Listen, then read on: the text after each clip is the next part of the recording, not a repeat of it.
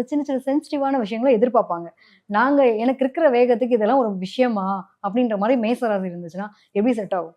இதெல்லாம் வந்து இந்த மாதிரியான கருத்து வேறுபாடு வரும். கரெக்டா பாருங்க, எத்தனை பேர் மட்டும் யார் யாருக்கெல்லாம் 6, 8, 12 அப்படிங்கிறப்ப மேச ராசிக்காரவங்களுக்கு கன்னியில லவர் இருக்காங்க, விருச்சிகத்துல லவர் இருக்காங்க, அதே மாதிரி மீனத்துல லவர் இருக்காங்கன்னு கேளுங்க, ஏகப்பட்ட பேர் இருப்பாங்க. கரெக்டா வரும். முட்டிக்கிட்டாலும் அடிச்சு முழுகிட்டோம்னா நாங்க இருக்கோங்க, வேற வழி இல்ல. நிறைய பேர் நாங்க கல்யாணமே பண்ணிட்டோம், ஆனாலும் எதையும் மாத்த முடியாது, அட்ஜஸ்ட் பண்ணி போயிட்டு இருக்கோம் அப்படிங்கிற நிலைமைக்கு வரும். காதலிக்கிற ஆண் வந்து என்ன மாதிரியான பெண்ணை செலக்ட் பண்ணுவாங்க? பொதுவா இவங்கள மாரியே இருக்கணும் அப்படின்னு எதிர்பார்ப்பாங்க. அதாவது நான் ரொம்ப கரெக்ட்டா இருக்கேன் இல்லையா? என்னைய மாரியே கரெக்ட்டா இருக்கணும் அந்த பொண்ணு. நான் வந்து ரொம்ப குடும்பத்துக்கு இம்பார்ட்டன்ட் குடுப்பேன்.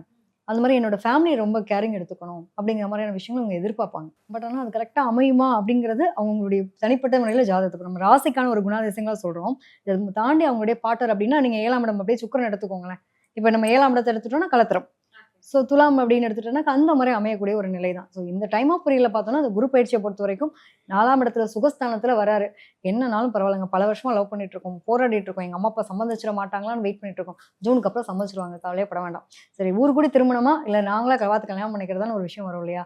நெறைய பேருக்கு வந்து அம்மா, அப்பாவோட பெர்மிஷனோட கல்யாணம் பண்றத ரொம்ப எதிர்பார்ப்பாங்க. இந்த டைம் ஆஃப் பீரியட்ல குருவினுடைய நிலைகள், மாற்றங்கள் இவங்களுக்கு ஒரு நல்ல ஒரு ஏற்றத்த குடுக்கக்கூடிய அமைப்பு அப்படிங்கிறது உண்டு. கேப் புக் பண்ணீங்கன்னா இனி அத ரெட் டாக்ஸில புக் பண்ணுங்க.